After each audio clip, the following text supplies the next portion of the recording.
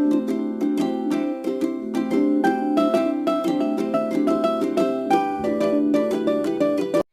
Everyone, welcome back to biology classes. मैं हूं ऋचा श्रीवास्तव। मैं आपका क्लास 10th का बायोलॉजी के चैप्टर्स एक्सप्लेन कर रही थी, जिसमें मैंने कुछ टॉपिक्स एक्सप्लेन किए हैं चैप्टर 1 यानी कि लाइफ प्रोसेसेस के। और ये आपका नेक्स्ट टॉपिक है न्यूट्रिशन इन कॉम्प्लेक्स ऑर्गेनिज्म, जो कि कॉम्प्लेक्स ऑर्गेनिज्म में किस तरीके से न्यूट्रिशन होता है, क्या क्या प्रोसेसेस होते हैं, उनकी बॉडी में कौन कौन से ऑर्गन सिस्टम ऐसे हैं जो कि डेवलप हुए हैं न्यूट्रिशन के लिए या डाइजेशन के लिए। तो ये सारी चीजें आज आपको इस टॉपिक में पढ़नी है। तो पहले तो क्वेश्चन ये उठता है कि कॉम्प्लेक्स ऑर्गेनिज्म होते क्या हैं। तो ये जो कॉम्प्लेक्स ऑर्गेनिज्म है, मतलब कि इनकी बॉडी कैसी बनी होगी, कॉम्प्लेक्स फॉर्म में। मतलब इनमें ऑर्गन सिस्टम होगा जिसमें अलग अलग तरीके से लाइफ प्रोसेसेस चल रहे होंगे। ठीक है, अलग अलग ऑर्गन्स में अलग अलग प्रोसेस होती है, अलग अलग तरीके से ऑर्गन्स परफॉर्म करते हैं। और इसके अलावा अलग अलग केमिकल रिएक्शंस अलग अलग ऑर्गन्स में हमारे पाए जाते हैं। जैसे ह्यूमन बींग्स की बॉडी भी बहुत कॉम्प्लेक्स फॉर्म में बनी हुई है, क्योंकि एक सेल से तो बनी नहीं है, बहुत सारे सेल से बनी हुई है। तो इस तरीके से हमारी बॉडी में ऑर्गन सिस्टम भी है, और इसी ऑर्गन सिस्टम की वजह से हमारी बॉडी जो है वो कॉम्प्लेक्स फॉर्म में है। इसके अलावा बहुत सारे ऐसे एनिमल्स भी हैं जिनकी बॉडी कॉम्प्लेक्स फॉर्म में बनी होती है। तो इस तरीके से हम कह सकते हैं कि कॉम्प्लेक्स फॉर्म में ज्यादातर एनिमल्स को ही रखा गया है। ठीक है, तो आज हम एग्जाम्पल से समझते हैं ह्यूमन बींग्स के, कि ह्यूमन बींग्स में किस तरीके से न्यूट्रिशन होता है। तो ह्यूमन बींग्स में न्यूट्रिशन की प्रोसेस स्टार्ट होती है कहाँ से? माउथ से। लेकिन जो न्यूट्रिशन की कंप्लीट प्रोसेस होती है वो एक सिस्टम के थ्रू होती है, जिसे हम क्या बोलते हैं? डाइजेस्टिव सिस्टम बोलते हैं। ठीक है, मतलब चाहे वो ह्यूमन बींग्स हो, ये तो मैंने एक एग्जांपल लिया है, चाहे वो ह्यूमन बींग्स हो या कोई अदर ऑर्गेनिज्म हो या अदर एनिमल्स हो, उनमें डाइजेस्टिव सिस्टम पाया जाएगा जिसके थ्रू उनमें डाइजेशन की प्रोसेस कंप्लीट होती है। ठीक है, तो डाइजेशन की प्रोसेस अगर हो रही है तो वो एक सिस्टम के फॉर्म में हो रही है, मतलब वो कई प्रोसेसेस से होकर के गुजरता होगा। तो पहले तो जो डाइजेशन स्टार्ट होता है वो एक लॉन्ग ट्यूब से स्टार्ट होता है, जिसे हम क्या बोलते हैं? एलिमेंट्री कैनाल बोलते हैं। ठीक है, ये जो लॉन्ग ट्यूब होता है इसे एलिमेंट्री कैनाल बोलते हैं, और ये एलिमेंट्री कैनाल हमारे माउथ से लेकर के एनस रीजन तक फैला होता है। ठीक है, तो माउथ टू एनस जो लॉन्ग ट्यूब रन कर रहा है हमारी बॉडी में, उसे हम क्या बोलेंगे? Alimentary canal. एलिमेंट्री कैनाल को हम और भी दूसरे नाम से जानते हैं, जिसका नाम है गट। यानी कि गट रीजन एक ऐसा रीजन है जहां पर डाइजेशन की प्रोसेस जो है वो कंप्लीट होती है। ठीक है, तो सबसे पहले डाइजेशन हमारी बॉडी में जिस सिस्टम के थ्रू होता है वो सिस्टम कहलाता है डाइजेस्टिव सिस्टम।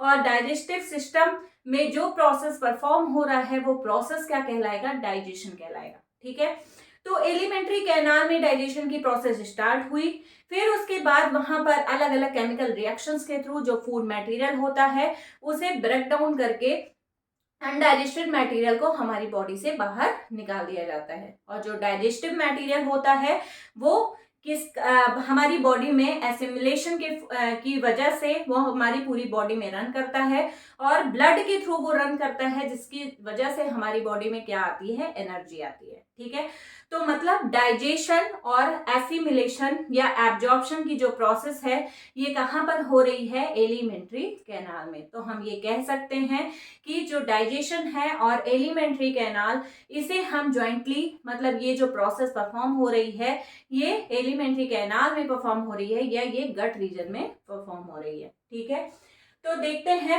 एलिमेंट्री कैनाल के अलावा और क्या चीज पाई जाती है। एलिमेंट्री कैनाल के अलावा डाइजेस्टिव ग्लैंड्स भी होती हैं, क्योंकि अगर डाइजेस्टिव ग्लैंड्स नहीं हैं तो मतलब कि हमारी बॉडी में हार्मोन या हमारे जो डाइजेस्टिव सिस्टम है वहां पे हार्मोन पहुंच नहीं पाएगा, जिसकी वजह से क्या होगा? हार्मोन ना पहुंच पाने की वजह से जो हमारी बॉडी है उसमें फूड मटेरियल का इजीली डाइजेशन नहीं हो पाएगा। तो इसलिए दो बेसिक चीजें हैं हमारी बॉडी में जो कि हमारी बॉडी में डाइजेस्टिव सिस्टम को कंप्लीट करती हैं। वो क्या क्या है? पहला तो एलिमेंट्री कैनाल, और दूसरा क्या है? Digestive system. ठीक है, तो डाइजेस्टिव सिस्टम हमारा स्टार्ट कहाँ से होता है? माउथ से। और इसमें और कौन कौन सी चीजें हैं?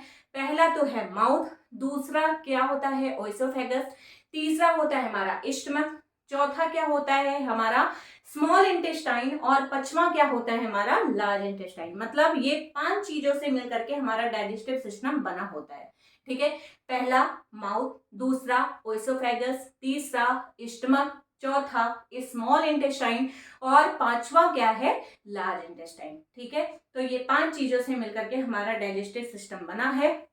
डाइजेस्टिव सिस्टम में के अलावा जो ग्लैंड्स पाई जाती हैं, ग्लैंड्स में कौन कौन सी ग्लैंड्स हैं जो कि इंपॉर्टेंट रोल प्ले करती हैं, तो ये ग्लैंड्स है सेलेब्री ग्लैंड, लीवर भी एक तरीके की ग्लैंड है जो कि ग्लैंड के फॉर्म में ये जो डाइजेस्टिव जूसेस हैं उनका सेक्रेशन करती है, और पैंक्रियाज, पैंक्रियाज भी हमारी बॉडी में छोटे से स्ट्रक्चर के फॉर्म में पाया जाता है जिनसे पैंक्रियाटिक जूस का सेक्रेशन होता है। ठीक है, तो ये 3 इंपॉर्टेंट ग्लैंड्स हैं जिनसे डाइजेस्टिव जूस का सेक्रेशन होता है, और ये डाइजेस्टिव जूस हमारी बॉडी में जो भी प्रोटीन जा रहा है, जो भी फैट जा रहा है, जो भी लिपिड जा रहा है, सारी चीजों को डाइजेस्ट करने में, कार्बोहाइड्रेट है वो सारी चीजों को डाइजेस्ट करने में ये बहुत इंपॉर्टेंट रोल प्ले करता है।